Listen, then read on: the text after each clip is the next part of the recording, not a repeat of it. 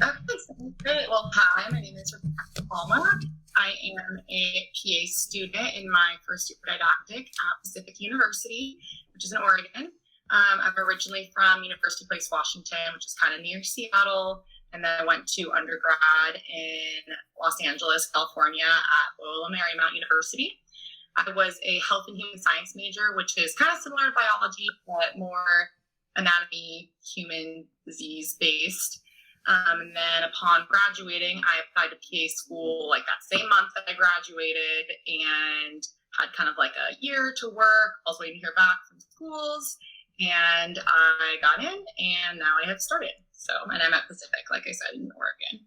Nice. Okay. What did you do in your gap year? I'm interested to hear about your gap year because is that something you planned and wanted or just kind of how it worked out?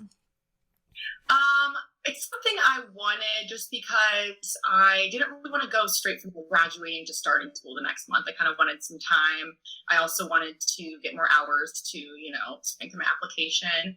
And it worked out really well because I ended up being in after that year. And I also got to do other types of things for hours that I hadn't before.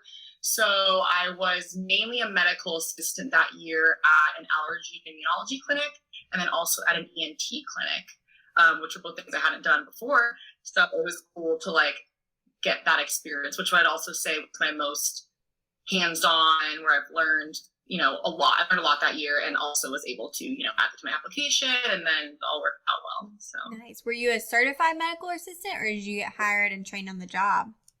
I was trained on the job for both my medical assistant jobs, which was really nice. I know it's hard to find.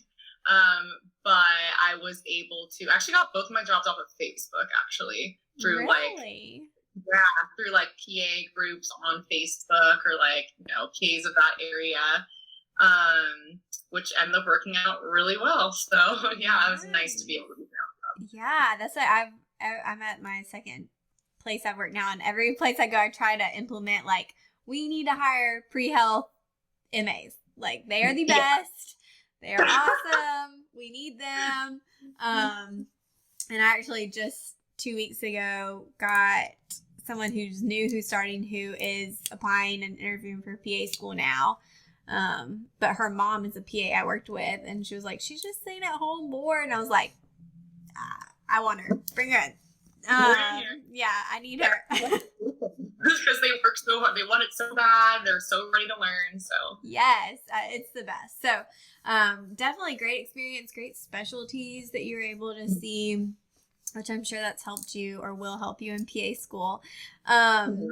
So as far as applying to PA school, what was your plan there? Did you feel confident in your application at that point, or were there any red flags you were worried about? I felt okay. I felt fairly confident. I knew my weak point was hours, which is partially just because I was younger and applying at a somewhat younger age. So I just simply didn't have as many years to, get hours had I had 3 gap years to, strengthen that.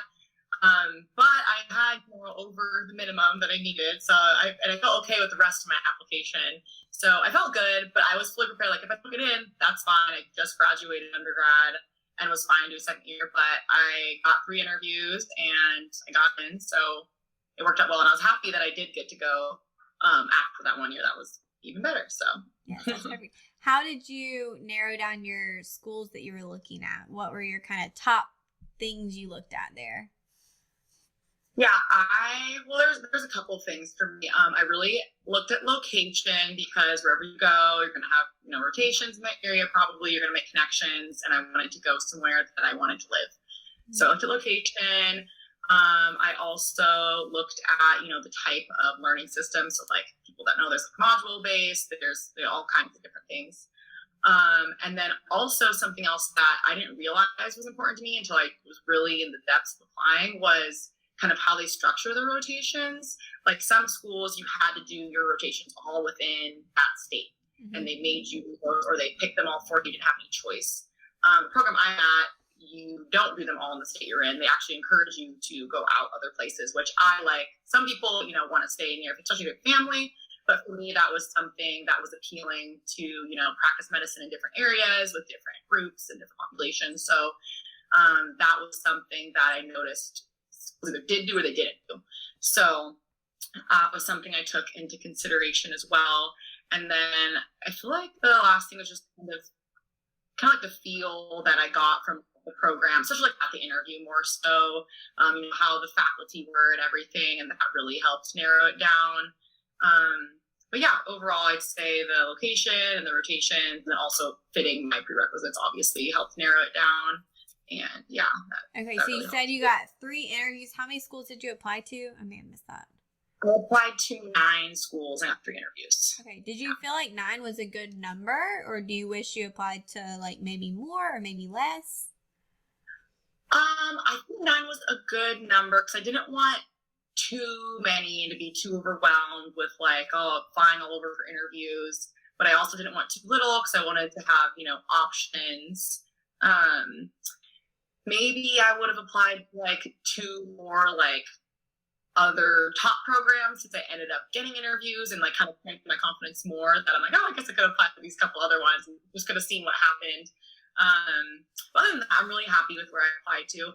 I will say though, something I definitely did do for those 9 schools was that I made sure to not like settle. I didn't apply to a school that had a really low hour count just so I was like good if it was a school I didn't want. Like I only applied to a school if I actually want to go to that school and I actually want to live in that area, because I didn't want to get in somewhere and be like, it's okay. If only I waited another year, I would have had more hours and I would have been able to go to this other school I really wanted. So I didn't want to feel like I was settling. So I made sure that everywhere I applied, if I got in, I would be ecstatic to go.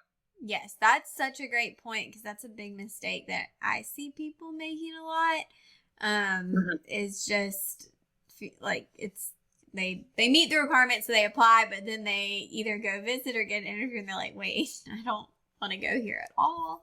And so you've got to be happy. I mean, it's fast. PA school goes by fast. It's only 2 years, whatever, but like, you don't want to be miserable for that time. So if you get in, no one wants to, reject or want acceptance. So I wanted to feel like, happy to accept the acceptance regardless. So right, exactly. Yeah, I think you'd be surprised the emails I get. They're like, wait, I got in, but I don't really want to go there. What do I do? And I'm like,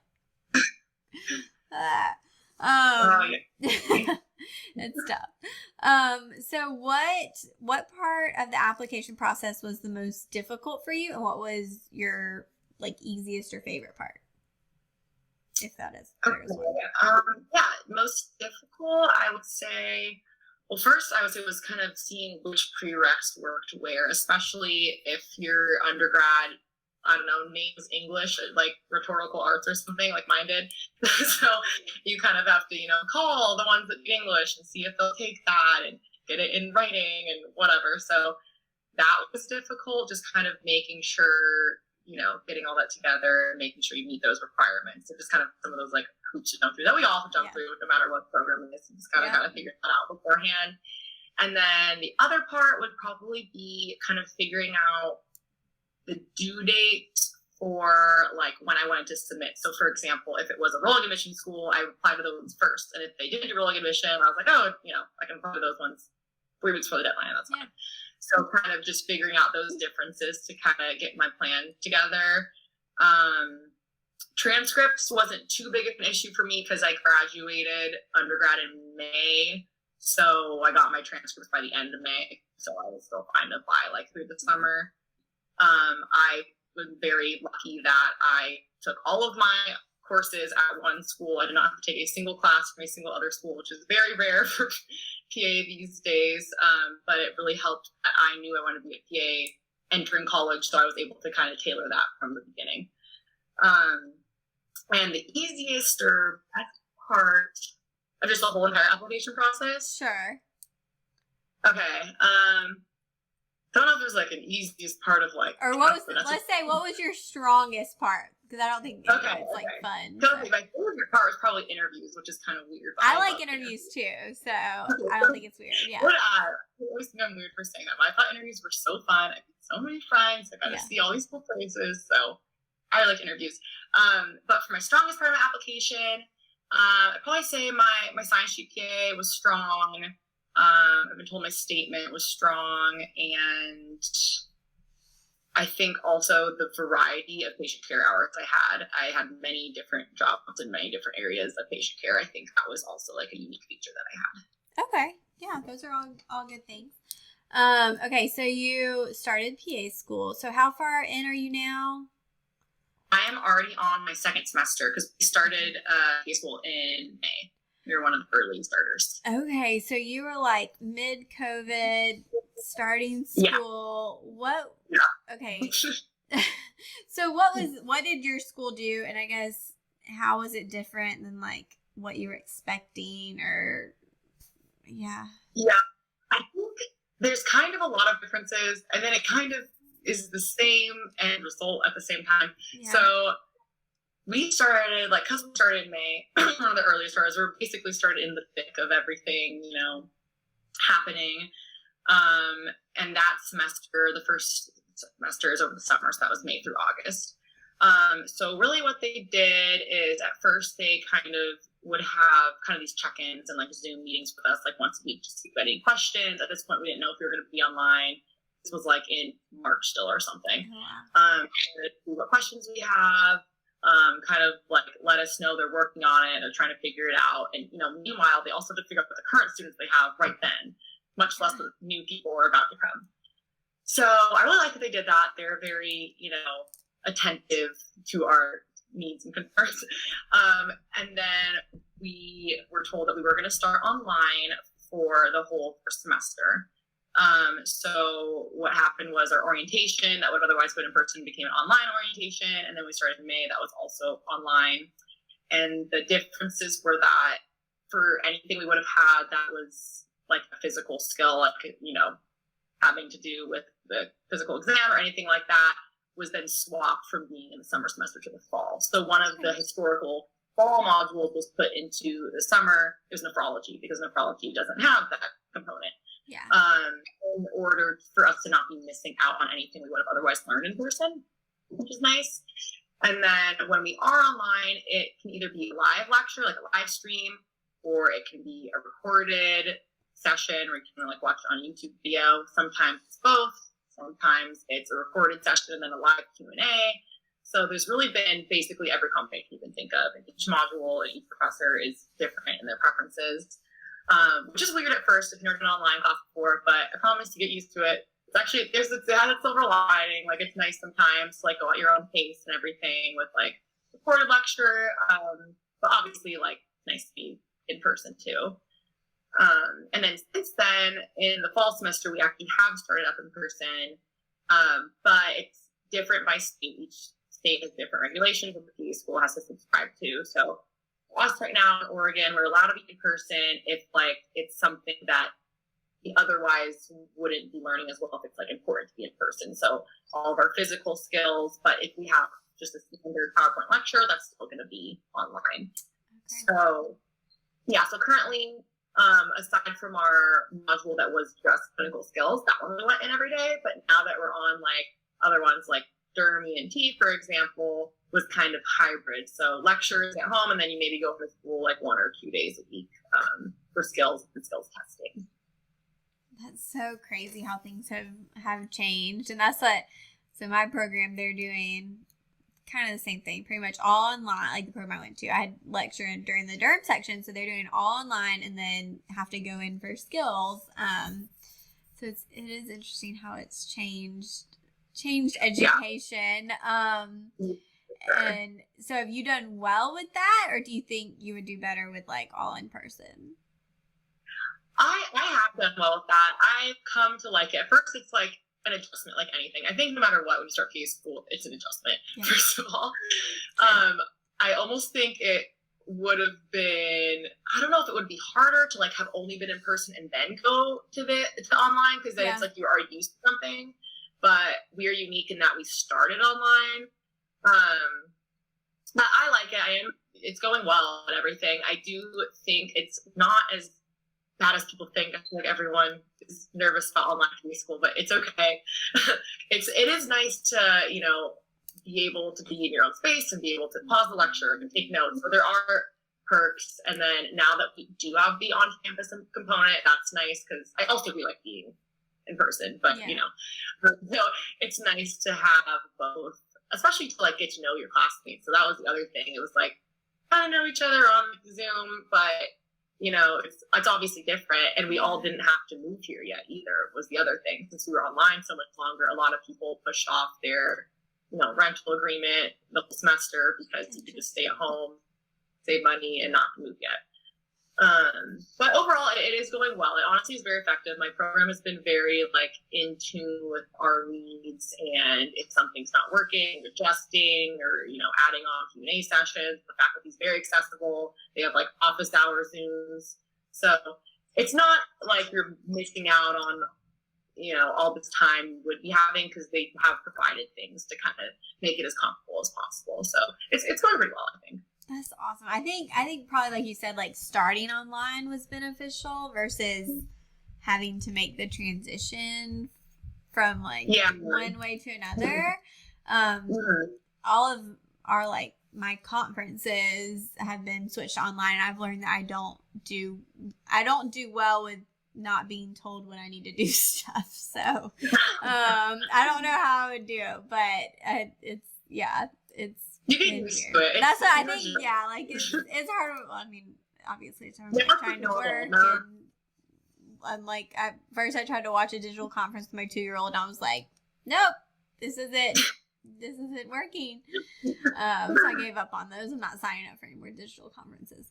But I like admire all the PA students who are doing this, and that's what one of my best friends is in PA school too, and she went from like in person to online, and it was nice that she got to like be at home. Like she had to go stay with her parents and, you know, kind of have a different experience, but it's just crazy times. So, it's fine. You'll be a PA and learn, and that's all that matters. So what tips would you have for someone who, let's say when I'm going to post this, it'll probably be right before maybe people start in January. If people are starting an online PA program, or maybe even undergrad classes, to be honest, that are online, what have you found to be helpful, or kind of any tips there for somebody who's jumping in like you did? Yeah. Well, first of all, you need to set up your space. You know, make sure you have a place you're comfortable. A lot of people, I wouldn't say a lot, but there's some people, you know, just don't end up buying a desk or a desk chair. You know, they'll just make it work, but you're going to end up sitting there for a long time, for a lot of your day. You also study after lectures. So make sure your space is situated, you know, wear your background, all those things.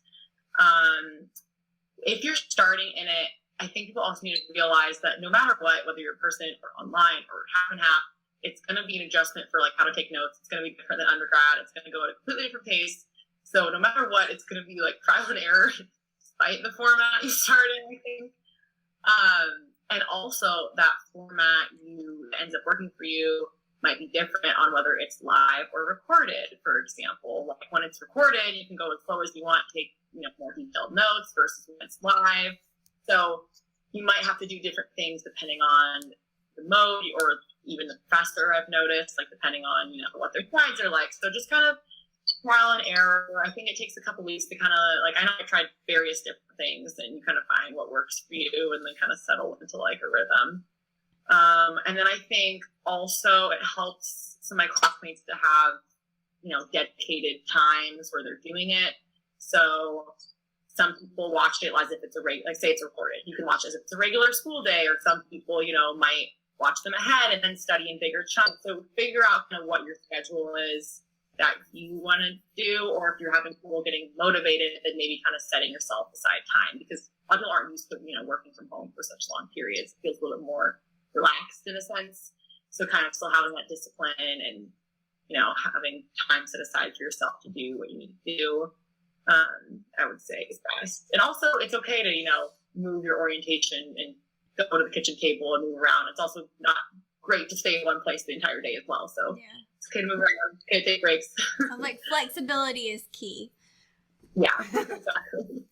Are there any, this is a question I got recently and it may have changed since I was in school, but are there any resources or things that you feel someone needs to get before PA school? Like what, are there certain like books or resources you found to be more helpful now that you're 2 semesters in, or kind of like things that, what's the right word? Study resources. Yeah, I got an iPad, which has been very helpful. Big proponent of the iPad, revolutionized studying, as they all say. Oh my gosh, everyone talks about these iPads, and I see all these beautiful notes. It makes me want an iPad, and I'm not in school. Like, yeah, I never used to be an iPad person, but now I definitely am, and I use Notability, which is a note-taking app. Okay.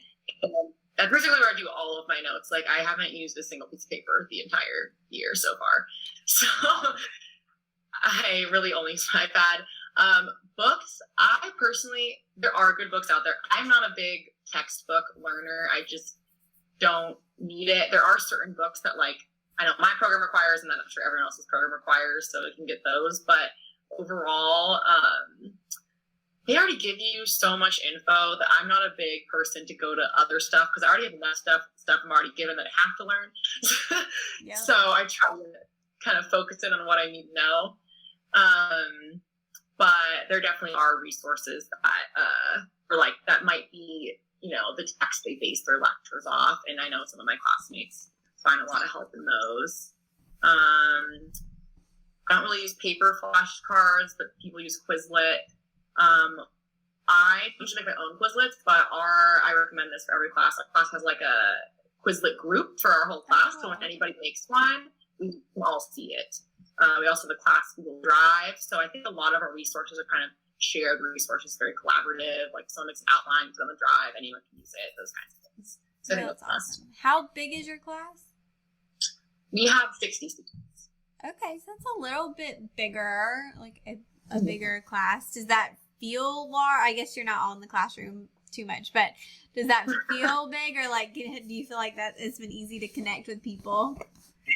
Actually, I like that it's 60 students. I felt that first when I joined too. I was like, oh, like some high schools, you know, I interviewed like 40 students, but I like the 60 because I feel like, I don't know, 60 is already small comparative to like undergrad. So I feel like it's enough different people from different backgrounds from like all different parts of the country. And like, I know every single student, like even though it's 60 and even though we're not person, I feel like I've talked to basically everyone at least once. I know everybody's name. So I like it. It definitely doesn't feel too big. I think it's nice and everyone's, you know, very collaborative. So it's kind of nice to have all of their perspectives. Yeah, and it sounds like you're very well supported by like faculty and just the program in general too. So that's awesome. Yeah. I know it's far away, but what are you thinking for after PA school, especially since you've been in multiple areas? Is there one that you feel like you'd want to end up in, or leaving it open? Yeah, I'm more or less undecided, but the thing, my like inklings, well, everyone says, you know, starting primary care is good to get a kind of establish all medicine into your brain. So that's always something that I would consider. Yeah.